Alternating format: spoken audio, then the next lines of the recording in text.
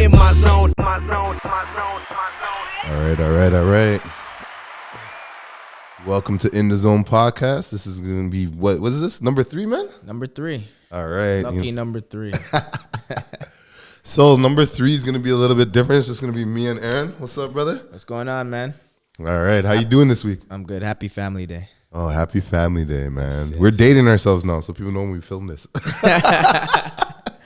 But you know, it's important because we're getting into the first quarter. Yeah. January has been an interesting month. You know, it was challenging, Yes. to say the least. Lots going on, and we're getting prepared for the Masterclass that's happening in about, a month? Yeah, Masterclass is going to be, the first and second week of March. Yeah. So that's exciting. You know, we put the feeler out in September of 2019. We had the launch at Bisha. Okay. Which was a success. We had about 250 to 300 people attend. Yeah, that was crazy. We got to introduce Jackson's Point. We got to introduce, ourselves as a new company. We had some really good guest speakers. It turned out really well. And then there was a demand for it in terms of, people want to continue that type of energy. They want to keep that spirit going. I think the millennials in our community and outside of our community really wanted to have that, a fresh new outlook on what we're trying to present in regards to real estate. Real estate's kind of like an old boy club. It's kind of Seems like it. It seems like it, and it seems like it's something that you get into in your later years. But when you see a lot of young people getting into it and seeing some success and having some stories, especially how cost of living is going up, and the big unknown of how I'm ever going to own my own home is kind of at the forefront right now. That's everything. Yeah. Because honestly, it's challenging, to say the least. I'm going to say just from my side as a mortgage agent, it's so hard to advise people on what you can do when you don't really know where the prices are going, right? Prices are going up, right? Correct. How much are they going up? Like how do I prepare a customer who wants to get into the spring market and they're just trying to get ready, but like a condo today could be going for $400, and by May it could be $440 for that same condo. So how do we help people in budget and stuff like that? So I agree with you. The Masterclass is so really relevant for today and for our generation and for the millennials, because a lot of us, haven't really even purchased our first home yet. So, now, we're going to talk about it today a little bit, but there's a lot of new ways and strategies, which we're going to get in deep in the Masterclass, how people can actually get in the market. And getting in the market doesn't mean I own my own home, right? And I think we got to break that stipulation that everybody has. Correct. Right? Yeah, exactly. And the Masterclass is there to, make people aware that there's so many different ways to enter the market. I entered the market when I was 21 years old, and that was challenging. So no matter when you're going to start, there's going to be some type of learning curves. There's going to be some challenges, but getting familiar with some of the terminologies and strategies that we're going to get into in the Masterclass will help you better prepare yourself. And what's good about the Masterclass that we're not just educators and teachers. We're actually people doing it every single day. Yes, right? Exactly. You walked into the office today. I'm here, stressed on another level because I'm entering another market of development and I'm trying to learn that. But it's eventually going to be passed down into the Masterclass for those individuals who want to then walk down that path. So the Masterclass is full of individuals who are actually doing it. And what separates the Masterclass from any other platform out there in terms from an educational standpoint is we're making it very action-based. Exactly. Right? So you're a mortgage agent, and I see you're pushing people to explore many different options that they'll never look into before, to give themselves an opportunity to be successful in the market on the finance side. And on the real estate side, we're trying to put opportunities and projects in front of people that they normally won't have access to and give them an opportunity to participate. Yeah, so let's, as we're going forward, let's just rewind a little bit. Right. Let's just talk about 2019 a little bit, because I feel like our 2019, a lot of people don't know, we did so much work in 2019 from the beginning, from closing this deal. Did we close in January or was it December last year? Did we end up closing? Stouffville? December, I think December 2018. But it just felt like it was the beginning of 2019. It was. So from I want to rewind it back, because when we first started working together, I think one of the first things that I brought to you was a site. Yes. It was in Stouffville. Correct. It was from one of my clients. So I want you to talk about that experience, about how, when I met you, obviously you still had, you're still working on the flips, the rentals and the flips. Yeah. Lansdowne Coleridge still in the action. But when I knew you wanted to be a developer, and when Stouffville hit your desk, right, and you started to get to work, right, what was different with that than the buy, reno, and flip stuff? Like, what did you do to get in that zone? Yeah, because that's a totally different zone than the buy, reno, flip. Oh, right? Yeah, most definitely. Yeah, first of all, the numbers were a lot bigger. But yeah, that was definitely a good exercise. Yeah. And I appreciate you for putting that on the table, knowing what my goals and my aspirations were. A lot of people don't understand the secret to life is just telling people, as many people, what you want. Yes. Right? Because you never know who's actually going to stumble into that. They may be at a networking event. They may be talking to a family member, a coworker, and they might trigger something for you. Yes. So dreams are dead if you keep them inside, but if you start sharing them with other people, then they start to come alive. Because I like that. Yeah, it's true. A lot of people will start to bring your dreams to life. Yeah, because you're putting more legs under it.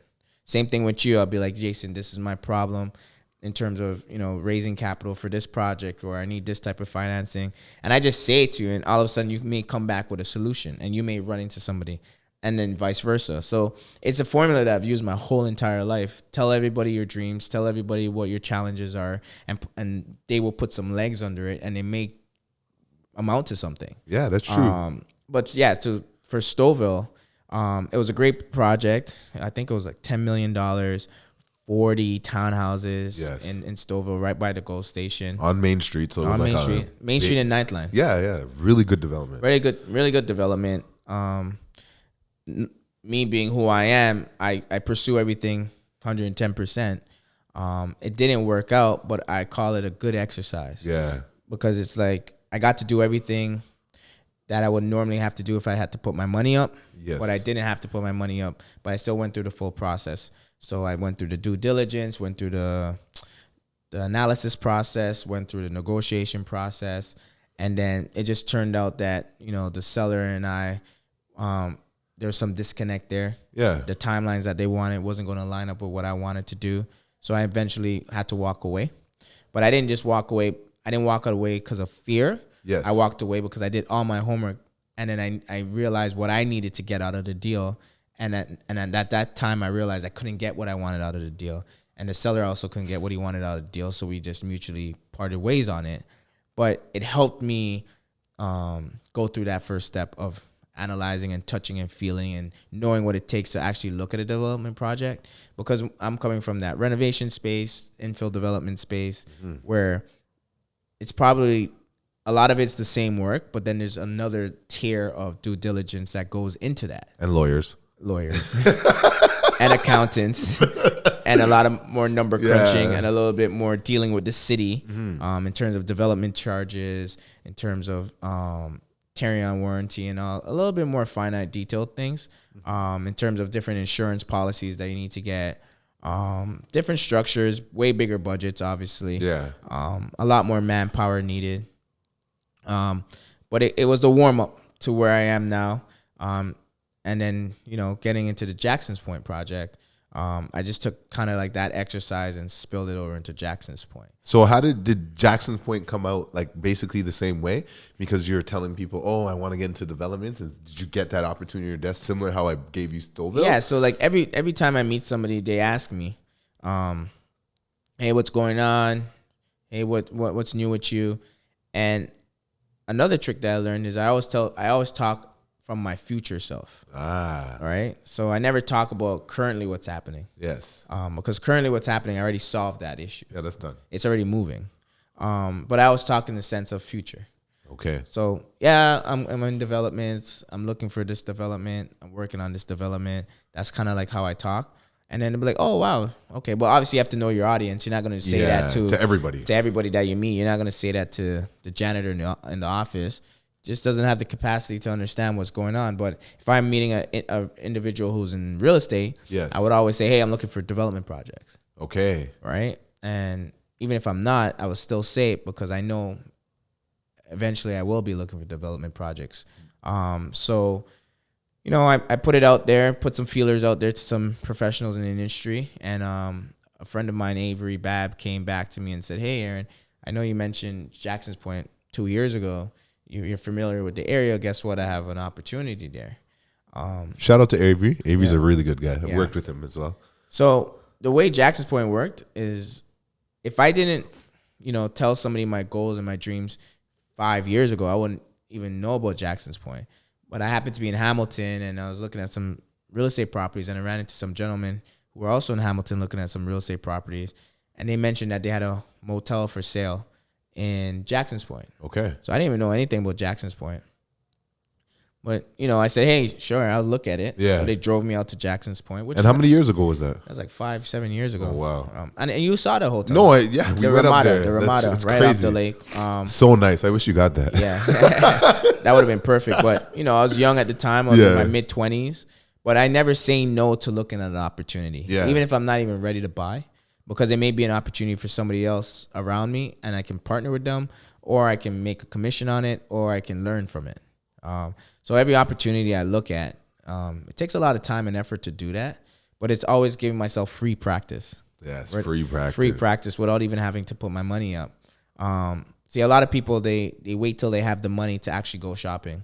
I go shopping without the money. So at least when I start to go shopping, I know what I'm looking for. You know what you're buying for. And you see, okay, before you go on that, this is what I'm talking about. I don't feel like people who want to get into homes themselves, like I know you're talking about a development and everyone's gonna be like, oh my God, this is development, it's a totally different from me. No, you want to buy a house, and let's just say you want to buy a house 12 months out, right? You should be looking today at the properties. Correct. Like you don't really, like you could have a realtor. A lot of realtors will just send you listings. There's nothing wrong with you looking at them and understanding and calling someone like me and saying like, okay, how much would this cost? Yeah. Because everything you did on Stouffville before you it didn't even go through is almost the same things I feel like an individual should do. Correct. When they're doing their due diligence if they want to buy a property. Right. So like there is really no difference except for there's a little bit more zeros, but the time you took to actually execute on Jackson's Point is the same time I think people should take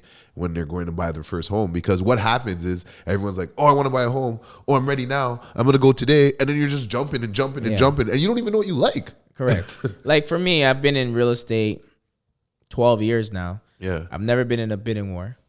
I've never been rushed to buy a property. And I've owned over 50, 60 properties since I've started. And why do you think is that? Because I'm always prepared. Okay. Right? So there's something that I go off of, the 5 Ps. Proper planning prevents poor performance. Ooh. Right? And for me, it's and I like to move slow, fast. That's another thing that I like to do. Slow, fast. So it may appear that I'm going slow, but I'm really going fast because I'm like 10 years out. Yes. So, you know, I barely buy properties that are listed on the MLS. I'm always networking,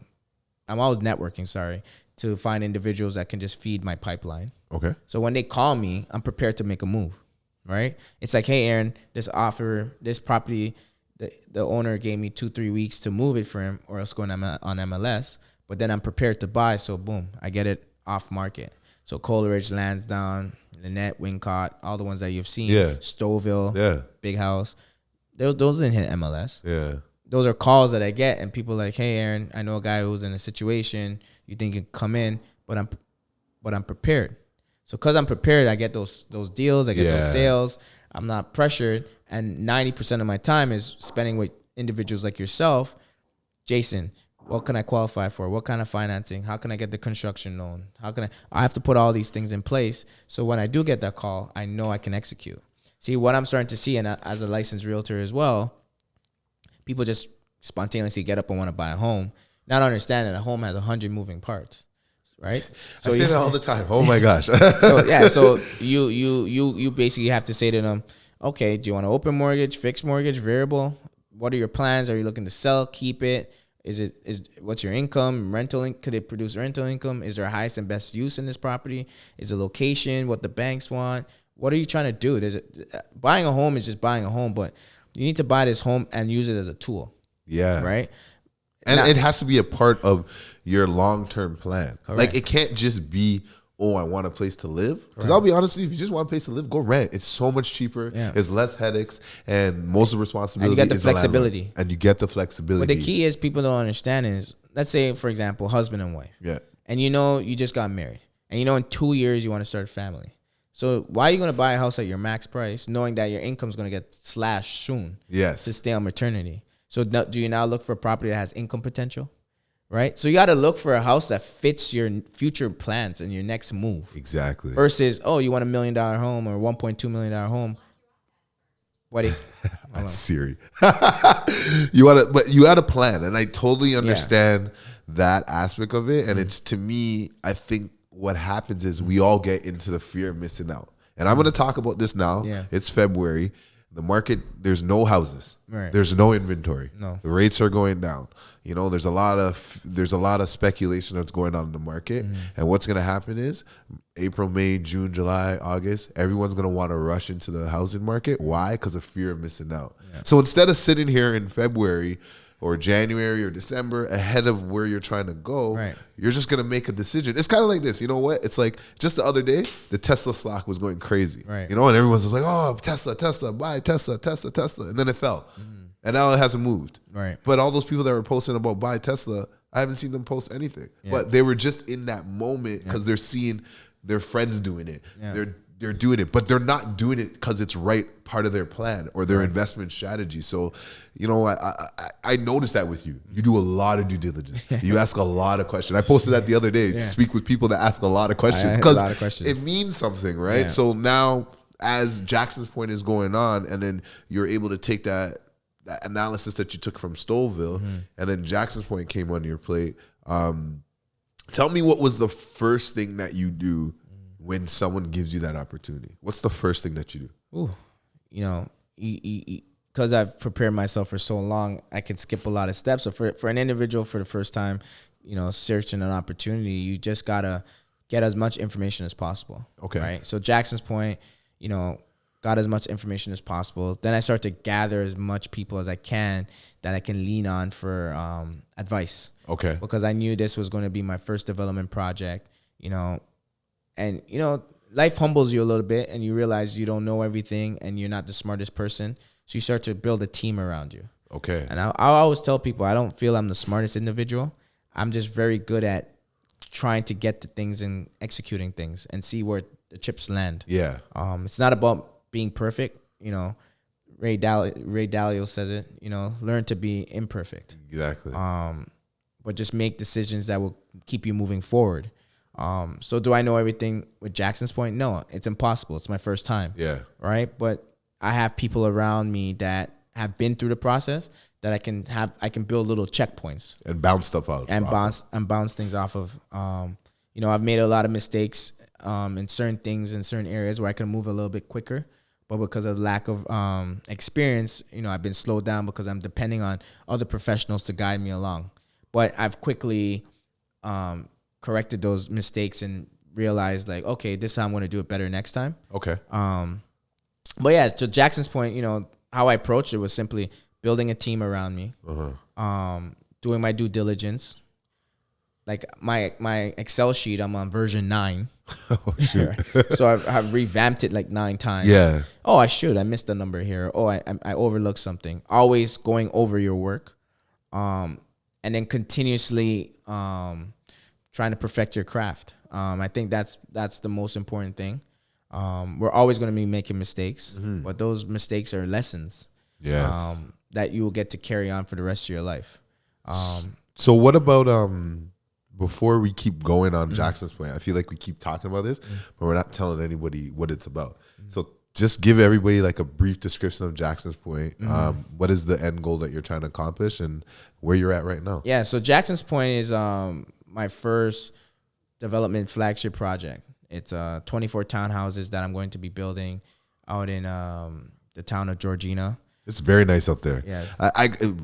Georgina is so funny, just to interrupt. When we first went out there, I was dying because all of a sudden I see all these like campsites on water. And I'm sitting there and I'm like, well, snow. No, it was on water. I knew there was water there. Yeah, so okay, I wasn't that naive. I knew it was water. So I'm like, what is that going out over there?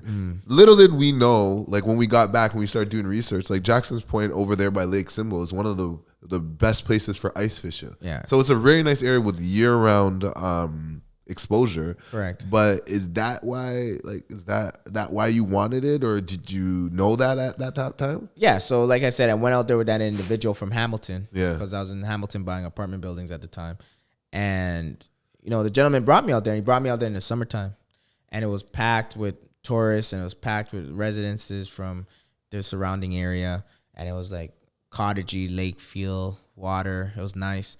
The beaches were packed, and he was just showing me everything, like this ice cream shop here, hour long wait, this restaurant, high demand, and he kind of gave me like a tour. Okay. And he wanted like 2.45 for his property at the time, million, and I had no money to buy it, but I got a free tour. I got a free tour 5 years in advance of me getting to be back out there. So when the opportunity came and I went out there, I'm like, oh, shoot. The Townhouse Development is by the ice cream store, by the beach, by the lake. Oh, the golf course is right beside me. Okay, perfect. I understand. And then I assess it and say, well, I'm from Toronto. My clientele's in Toronto. I want to be a developer. And with anything in life, even Hamilton, same approach. I want to buy in Toronto, but I didn't have the money to afford Toronto. So I went a little bit further outside, got my practice, got my knowledge, and then worked my way back into Toronto and purchased pre-construction, purchased some houses. So now being a developer, using the same formula, step outside a little bit, get your practice, come back. I can't start off buying a $30 million piece of land. And then when I studied guys like Mattamy Homes, he's one of the biggest builders in Canada. Yeah. He started off building 2 houses in Burlington. Before he's I didn't even know that. Before working his way in and around Oakville, in and around Milton. Now he's in Toronto, right? So I'm just going through the process, and I realize, and something about life, Jason, that's people don't understand. Life has already been figured out. There's already a blueprint for everything that's on this planet. Yes. There's a few guys like the Elon Musk and Steve Jobs and those type of guys that are visionaries that recreate the world and create new blueprints, like Mark Zuckerberg's and the social medias. But those things have been here for a while now. So there's a blueprint there. Yeah. Development, real estate has been here from time. It's everything. Everything. So that blueprint's already here. So all I do is I find successful people that I want to be like Minto, Mattamy, Tridel. Like Tridel, when they started off, they were building fourplexes. Yeah. I knew about that with them. They're building little fourplexes in and around the city, getting their practice, and they are who they are today. People don't just wake up and just be a big skyscraper developer. Yeah. Right? It looks like it. It looks like that. Yeah. That's a 30-year journey. Yes. Right? So when people ask me, why Jackson's Point? Why so far? I'm like, well, I'm a young company. Yes. I'm trying to mitigate my risk. I'm trying to hedge my risk against something. Right? So obviously some properties that I have, if something goes wrong, I can fill that gap.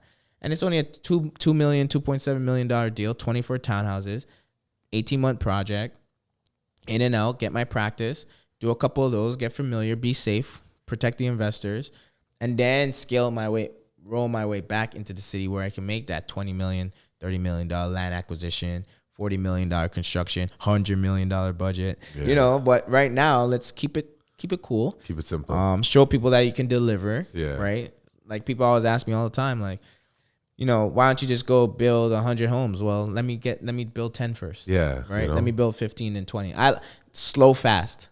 So I'm getting there slowly, but I'll get there quickly. It'll happen faster than people even realize. Yeah. So at the point right now, what stage are you now? So right now, we're in a stage of closing the land. We're also in the stage of doing the soft costs. So what the soft cost process really is working with the architects. So coming up with the schematic drawings, coming up with the elevations, working with the engineers and the consultants.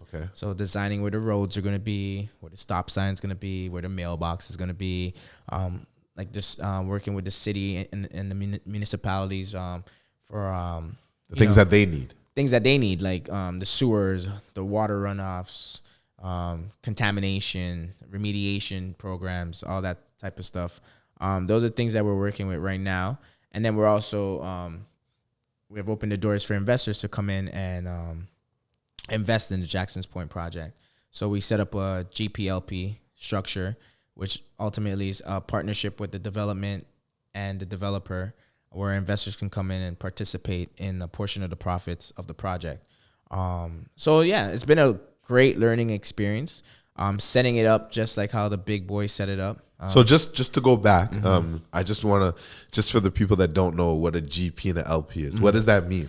So GP stands for general partner. Okay. So the general partner will be myself. Okay. Which is the developer. So basically, I'll make all the decisions for the project. Yes. And then LP is limited partners. Okay. So they don't have any say in terms of the direction of the project. Yes. But they're investors of the project. So okay. they'll hold a percentage of the project by shares. By shares. So based on what you contribute to the project is based on your distribution amount. Okay. So that's the protection that the investors have, and then the GPLP. Well, the LPs will be registered on the land. On the land. So they have a secure position on the property. So at the same time, they're even though they're not the general partner, they're almost as invested as you are. Correct. As an individual. Yeah. So it's almost like, a lot of people say, "Oh, I want to be a developer." Yeah. The question is, do you really want to be the developer, or would you like to make some money like the developer? Do you want to be a part of a development? Correct. Or do you want to do actually all the work, right? Correct. That makes a lot of sense. And I think that, I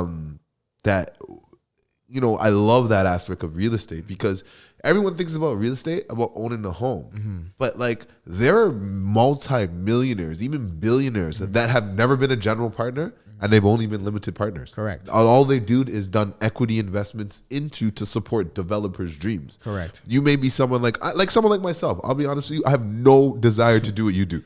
100 million %. You tell me that every day. But I have the desire to be a limited partner Correct. all day, because Correct. I like that side of it. I don't want to know where a stop sign goes. I want you to tell me the stop sign's there. And I'm like, oh, Aaron, was that the best place for the stop sign? Correct. Yes. Okay, cool. Like, to me, that's where my level of expertise stays, and I know where I'm comfortable in. And I think what happens is, a lot of the times, everybody wants to cross lanes. So instead of me saying like, oh, let me support you in your dreams and it helps me with mine, no, I don't want to work with Aaron. I'm just going to go straight to getting my own property and doing it on myself. Correct. And I think we got to work on that mind frame of how we work together instead of separate, because Correct. Both of us can accomplish the same goals by us taking on different types of risks. Correct. And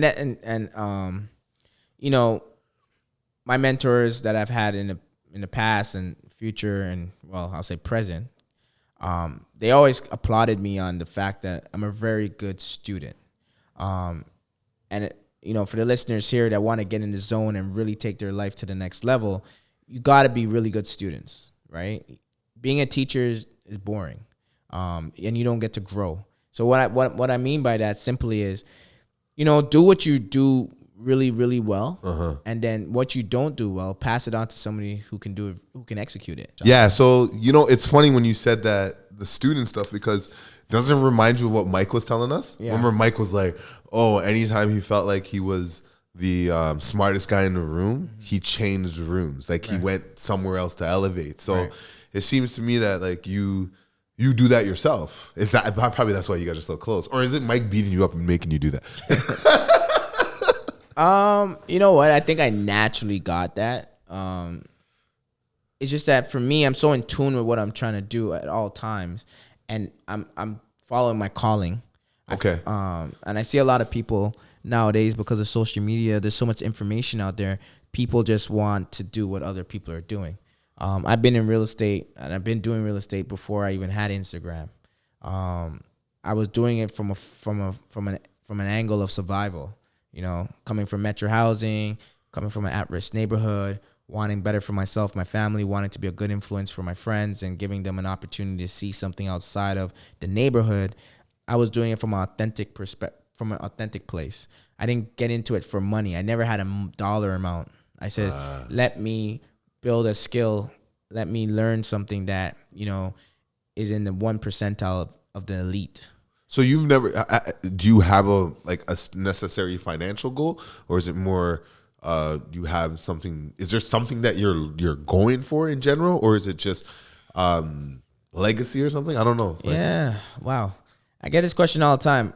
One, I don't know how much money I make a year. Okay. I never care to calculate or ask my accountant. Yeah. I don't want to put any figures in my head. Okay. B, I don't limit myself or bottle myself in any one category. Okay. I stay open. As long as my basic necessities are covered, I'm gravy. I'll throw everything back into the mission because I don't really know what the end destination is for me. Okay. It's going to be in real estate, but I don't know if it's one day I can be owning a bank or one day I can be a big development firm. I'm just trying to see where the waves are going to carry me. But I understand that there's things on my part that I got to do, which is stay consistent, continue to stay positive. Okay. Not every day things go my way, and sometimes not even the year goes my way. Yeah. But I think I've been consistent for the last 12 years in terms of when people ask, oh, do you know Aaron Charles? Oh, yeah, that guy in real estate. Not the guy, oh, he's selling this or he's doing that. I don't want to ever be that guy. Okay. I just want to be consistent. That makes sense. So have you gone, like, obviously this year, like, I known this a little bit, but then, this podcast is like in the zone. Yeah. So has there been a moment through 2019 when you've been working on Jackson's Point, and even let's just say the first 2 months of this year, when you felt out of the zone? Yeah. And then what did you do to get back in the zone, if that ever happened? Yeah, I was explaining this to somebody yesterday. I fall in and out of the zone all the time. I ain't Superman, I ain't Clark Kent. I'm human. I'm affected by emotions. Okay. I'm affected by a lot of things that can happen with such a big project like this. You expect something to come through or happen or on a specific time, and it doesn't happen, and then it becomes a trickle effect, and then it blows over on the other end. Yep. But I always got to maintain and compose myself and say to myself, because of consistency, I kind of know my tendencies. Okay. Right? So I know I just got to go through it, and I know it will work itself out because I've been consistently seeing it work itself out. Right? So you got to be familiar with, different stages that you're going through because you've been through it over the last 10 years, 12 years. For the last 10, 12 years, I've had so many adversities, but I'm still sitting here standing. Yes. So I know this is just one of those things I got to get through. So just doing the work, right? I may miss a deadline, but it may not be my fault. But as the owner and the CEO and the president, the blame's gonna come on me. Yeah, and I gotta take responsibility, even though it's not my fault. It could be my lawyer's fault. It could be my accountant's fault. They could have missed something. Someone could have been sick in their family, but then I gotta answer to my investors, and they may give me a hard time, but I gotta be able to take it. So the things I do to just get back in the zone is sometimes take a little break. Okay. It could be as simple as go play basketball for 2 hours, get myself back in a happy spirit and happy mood. Yeah. So I like to do things that get me happy. Hit that Kobe two-step. Yeah. Hit them with the fadeaway. But yeah, I like to do activities, and I was explaining this to somebody. Instead of like fighting the problem for the day, sometimes just put it down. Go do something you can go find happiness in. Yeah. It's if it's reading a book, spending time with your kids, going out for dinner, calling some friends, watching the sports game.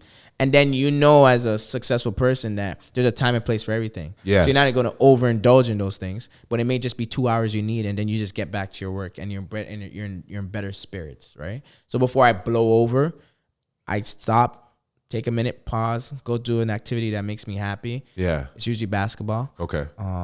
That's where I get to recreate my Kobe moments, and then come back to the boardroom and get to work. So do you try to follow like a daily routine, like morning routine or whatever? Yeah. So I definitely have habits that have kept me sane. Okay. It usually starts right in the morning time. I like to wake up anywhere from 4:30 in the morning to 5 a.m. No matter what my night was looking like. Yeah. There's some nights I'm tossing and turning and I can't sleep. And when that alarm goes off, I still react as if I had a great night's rest. Yeah. And I just get to it. The first thing I like to do is go to the gym.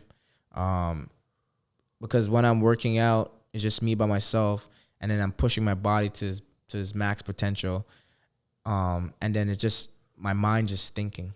Okay. So I get to put some strategies in place because I'm stressing my body, and then my mind just open to receive. And I see you wake up early in the morning, and I see you go for your runs and stuff, and it's painful. You know, the weather might not be on your side. Your sucks. joints may not be. Sucks. You know, you may not have that energy that morning. I never do. But you know, when you push yourself, your body's saying something to you like, we got this. We're fighting for something. And then all of a sudden your mind opens up. And then there's just a flow of information goes in there, and you get to figure it out. So by the time you go back home, have breakfast, take a shower, and get to your desk to work, you're pumped. You're like, yo, I just beat myself up for 2 hours. Yeah. Today's not going to conquer me. There's no way. I just went to battle already. This is my second battle to work. Exactly. Right? So the physical battle already started. And that's what I feel helps me. Right? So that's good, because to be honest with you, like I actually I wake up early too. Mm-hmm. I got that from Kobe. Like when he and it's no joke, from when he used to say, okay, if I woke up at 4:30, I practice from 4:30 to 5:30, and then I come home, take a little break, go to practice from 8 to 10. Right. He says that, and then he goes to camp. Yeah. Right? And he goes, if you add that up over like 10 seasons, no matter what you do in the summer, you could never catch up to me, because every day I have 2 extra workouts. Exactly. And I find that way. And you know what makes me motivated to get up in the morning? The construction workers are always up. Always. So the way I look at it is, I'm someone that's in real estate, and they literally build the things that I finance. Right.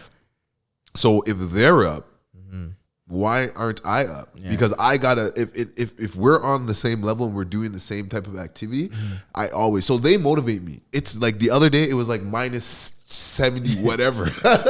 And those guys were working in the morning. And I woke up and I wasn't gonna go. I was like, oh, it's too cold to go to the gym. Yeah. And I look outside and the construction workers are working. I'm like, man, I better get to work. So my thing is, like, I get up in the morning and I go straight to meditation. I meditate. Very important. I write down my goals, and then I write down what I got to do for the day, and then I hit the gym. Right. So either like recently I started taking a class. Shout out to Fit Squad. They've been working me out. I've been going there, which has been pretty cool. I used to run a lot when I was training for the marathon, but now I'm trying to do some strength training because you need a bit of both. Yeah, you need the both. So I did that in the like summer fall. So now I'm weightlifting. So I'll do that. I'll come back from the gym, and then I'll just get to work. I'll look at what are my activities for the day. Who do I have to meet for the day? Yeah. And then kind of just hit the day running. And you're very good at that too. I always applaud you on how, like, I was even asking you before the podcast started, like, you know, how do you line up yourself like so well, like boom, boom, boom, boom, boom. For me, it's I like to do one major thing a day. Yeah. You kind of do like 3, 4. Yeah, but but I think that's what it is when you're a mortgage agent. Yeah. You have no choice. Yeah. Because a lot of the times I'm up in the morning. Why? Because in the nighttime, people are messaging me, and let's just say they put an offer in the house. Right. So I got to work with it. But then while they're waiting for me to get the answer, in the daytime, I got to work with the lenders. True. So the lenders work 9 to 5. My clients work or call me whenever they want to. So they want to see me 5 to 10. Yeah. So like, I got to get up before everybody. And not to say, like, trust me, I'm someone, and anyone who knows me, I love my naps. Yeah. So it'll be like 1, 2 in the day and you'll find me knocked out. But I know I've done so much stuff ahead of time because I just try to get ahead of it. Right. And I find the more that I'm ahead of things, I'm more prepared. And like, I'm bringing this back down to what I talk to my clients when they go and look for homes. Just like when you look at Jackson's point, you plan. Like, you gotta be ahead of the game because it's gonna happen. Like, you know what I mean? You gotta practice, because when it hits you, when the game starts and they turn on that switch and they're like, they pass you that ball, you have to know what to do. You gotta know your mechanics. And I feel like my morning routine gets me set for that. And I know there's days, honestly, I'm not perfect. There's a lot of days, I'll go like 3, 4 days and I don't wake up and I don't work out. But then I'll catch myself and I'll be like, oh, something's not going off. Okay, I got to get up in the morning. I got to get a good night's sleep, and I got to start it up. So for me, I stay in the zone. Me staying in the zone is, I know my morning routine is solid because you've practiced it enough times. So much. So like, I practice, so you know how to get back to it. And it sucks too, because sometimes, you know, you go out to the club and you come home and it's like 2 a.m, and then you wake up at like 5 and you're like, ah, and you want to sleep in. But you see, that shows me that my body is telling me that I'm prepared for that war already. Yeah. Like, I'm prepared to go off a 2-hour sleep and last the whole day. There's times me and you talk, you're like, oh, I haven't even slept today. And I'm like, look at this guy. And I just like woke up in the morning. I'm like, I'm like well rested. You're like, you haven't slept. I'm like, well, I bet you I won't talk to Aaron after 3, right? And I'm still going. No, but you're still going. But the other thing that, you know, to the audience is there's one thing to practice, but you got to practice perfect practice. And that's another thing that I learned from, you know, the Mamba mentality. Yeah. And it seems like we're on the Mamba mentality because, you know, Kobe passed away. He was one of my favorite basketball players. But I never really liked Kobe Bryant just for basketball. Yeah. Because, you know, while Kobe Bryant was playing, I liked Allen Iverson. Yes. I liked Vince Carter. I liked Tracy McGrady. But there's just stories that I always heard about Kobe that just, you know, no one can outwork Kobe. No. No one watches much film as Kobe. So to me, that's my due diligence. Right? I can never stop looking at Jackson's Point. I call my CFO, hey, Kerry, double check this number. Look at this number. Yeah. Oh, I just spoke to the developer. He says I can do this. I can do that. You know, a lot of people do their due diligence. They just take 5 days to do their due diligence, and they think they did enough work. While the deal's still going on, there's more due diligence to be done. So, you know, that's like Kobe watching film. And then Kobe always being up early in practice and doing extra workouts. That's like, I feel I'm the same way in terms of, you know, if you follow me on social media, 90% of the time, you're going to see me wake up 4:35 a.m. and I'm in the gym. And then you're going to see me at work. And then you're going to see me on sites during the day. And then weekends, I'm going to be at work too. Yeah. You know, a lot of advice for people out there is the reason why I feel a lot of people are struggling in getting in the zone and finding their calling is for one reason. Their mission in life is not big enough. Oh, yes. I know I have to wake up early every morning to get enough hours on my mission. Yeah. And some days it's still not enough. Yeah. So if you can't wake up early and you can't motivate yourself, you just have nothing to motivate yourself right now. So you have to now go and find that mission and find that plan that's going to get you up every day automatically. You can't think about it. Like, I jump on them in bed and be like, okay, cool.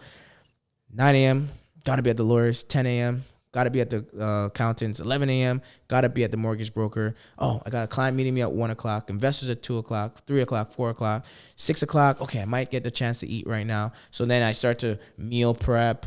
I start to iron my clothes the night before. Sometimes I fall asleep in my gym clothes so I can just roll out of bed and get to the gym. Just get to it. So putting my life on autopilot because, you know, the mission is just so big that I don't even have extra hours to spare. And I think it's no difference. Like, I know me and you were two entrepreneurs. We work for ourselves.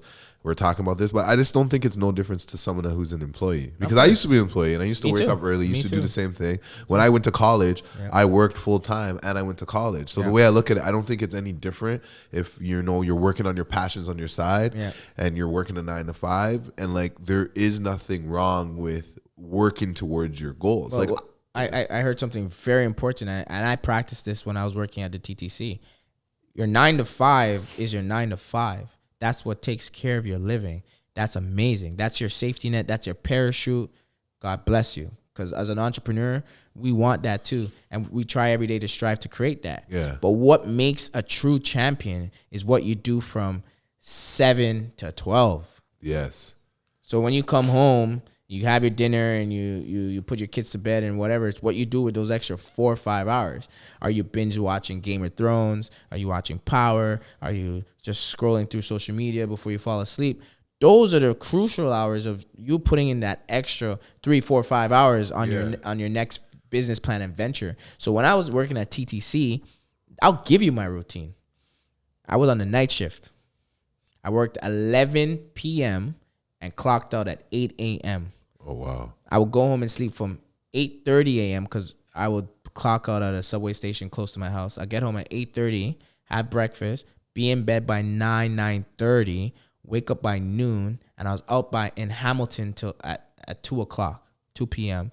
And I'll stay out there till 9 p.m., I'll look at properties. I'll take care of my properties. I'll be at the lawyers, whatever the case may be. I'll come back home, sleep for another hour, and then get to work for 11 p.m. again and do it 5 days a week.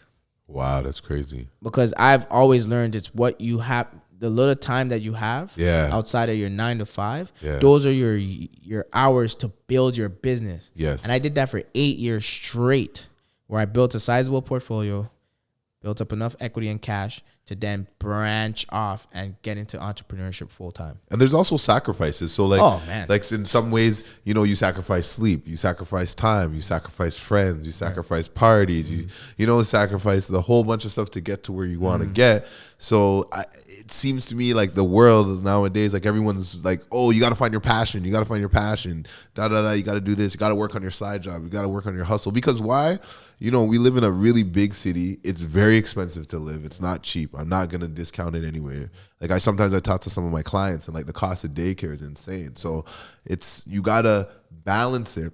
But at the same time, you have, if you want that next level, you got to be willing to work for it. Yeah. And there's nothing wrong with not wanting that next level. So like we were talking about, some people want to be a general partner. Some people want to be a limited partner. Yeah. So is there a way that you could use your employment income or your equity in your home or your savings habits to get to become maybe a limited partner? Because maybe you don't have the capacity to be a general partner. Exactly. So maybe a limited partner is what it is. So I love what we're doing, because some of the things that we're trying to do with Masterclass and, creating the general partnership, limited partnerships, and some of the things that I'm working on with building a fund so we can bring in registered individuals and stuff like that to also invest. We want to create opportunities so people can get into real estate that is not just that you need to put in all the work yourself. Right. Because at the end of the day, this world is run on, we all know it, other people's money. The government runs on other people's money. Yeah. The world works on that. So we all need help from other people to reach our goals. So, my goal as an entrepreneur is to provide opportunities for people to reach their goals. And maybe your goal is just, I want to buy a vacation home in 10 years in Florida. And that's a great goal. Amazing. And hopefully through real estate, whether it's your own property, investment properties, or investing with others, you could reach those goals. And I think that's the thing about real estate. It's that passive, that what you can do when you're sleeping and you can still be earning income. Yeah. So the Masterclass, like I said, not to sound like I'm bragging or anything, but I came up with that idea alongside Jason, and I was very specific in terms of I need action takers and people who are doers. And the guys leading the forefront are doers. Yes. You're a doer. I don't have to worry about you waking up. Sometimes you message me before I message you. Actually, you message me before I message you all the time. But Sorry. you're a doer, and then like someone like a Michael Yatt, he pushes me to stay on top of my shit too. Yeah. And then there's me who tries to put big thinking and big ideas out there for everyone and to slap it around and see if it can be done. First quarter of Masterclass, we sold, our investors in total, we invested $20 to $25 million worth of real estate in the Nordic project. That was crazy. We did another $10 to $15 million worth of deals at backyard condos. And that was a hard project to get into. Yeah. Then we did another, 10, 15 million in assignment deals. And, we raised capital towards Jackson's Point and other projects. These are individuals that came into our Masterclass not even thinking they can do something. And they turned a lot of things into possibilities. Yes. You showed people in the Masterclass how to be their own bank. And then all of a sudden people realize, oh shit, I have equity in my home. Let me take control, because the first thing in order to build a business or have anything, you need to get back your freedom. Yes. Right. So you got to put yourself in a position to be free. Yeah. Right. And that's now look at the blueprint I was telling you. Banks. Yes. Be your own bank. You have equity in your home. Your goal is never to pay off your home. Your goal is to have assets and other things pay off your home for you. Yes. But it starts with you paying off the home. But once you get to a position where equity has been built, mortgage has been paid down, you can now take that and now become an LP, which is a bank. Yes. Banks are not in the business of owning real estate. No. They're in the business of participating in real estate. right? So why would you want to own real estate and then have to deal with the everyday ongoing process of owning real estate when you're trying to create freedom? That's all you're trying to do. Right. When you're trying to create freedom. I don't want people like Aaron said not to own real estate. No. Own real estate if you want a place to live and you've figured out what you want to do and plant your seed, that's fine. But if you want to create freedom, just participate in real estate to create freedom. Exactly. And let somebody else do the heavy lifting that you don't have the time for.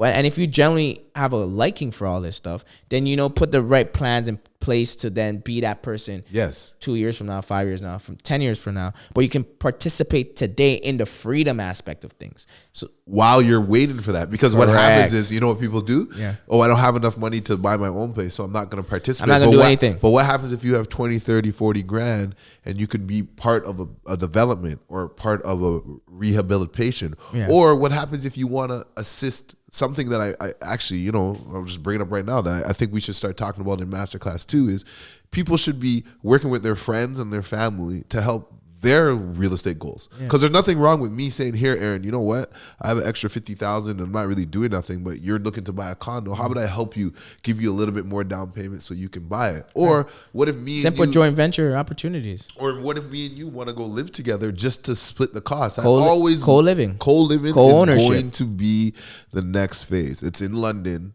It's in the big cities already. We look at it through WeWorks. We look at it through all the shared office place. People love that. I have a little shared desk at WeWorks too with one of my colleagues over there, and I love WeWorks. I just honestly I like walking in there and I see so many different faces and so many different people. It gives you energy, right? Yeah. And, you know what? It's like, I just ran into things and I did things because I'd like to move my little feet. Yeah. I bought my first 10 apartment buildings with other people. Yeah. Oh, you have good credit? We'll buy it in your name. I'll bring the cash. Oh, you got the cash? I got good credit. We'll buy it in my name. And we just did a bunch of different structures. I wouldn't be where I was today if I didn't get help. Yes. The problem with today's society is everyone is looking for instant gratification and they want all the credit, all the glory, all the credit. But know what they don't want? They don't want the pain. They don't want the pain. But watch this now. Life is funny because success is written everywhere. It gives you clues. Watch this. When you watch a movie and you watch the credits, how many people are on the credits? Holy, I never thought of it that way. When you go look they do it so fast you can't even read people's names sometimes. you go in the back of an album, how many producers, how many people were part of this project? Yeah. But then when it comes to our life, we just want one act. Yes. Impossible. Yeah. So at the end of the day, it's like, oh, Golden Triangle is doing a development. I want to be part of the credits. Yeah. I want my name to be on that. Yes. When it's all said and done, so-and-so was part of this. And it's, it's funny that you say that. In conjunction with Golden Triangle. Right. But you know what it's like too? Like the Raptors just won the championship. Correct. But do you think the Raptors, the 12 players that were on the team, were the only ones that got the ring? Hell no. Who else got the rings? Staff got rings. Employees got rings. Everyone. Security guards got rings. Everyone has a role to play. Everyone has a role to play in order for those 12 men to be comfortable and be in their zone and lock in and don't have to worry about washing their shirt. Don't have to worry about their shoes. Nothing. There's somebody there to make sure all their equipment is there. There's and let's even break it down even further. There's an ownership team, which is MLSC. But MLSC is owned by, I think Richard Petty? Is it Petty? No. Tannenbaum. Yeah. Larry Tannenbaum, Rogers, and Bell. Yeah. So you're talking about two major corporations are putting in millions of dollars to make this organization run. And then let's take it a step further.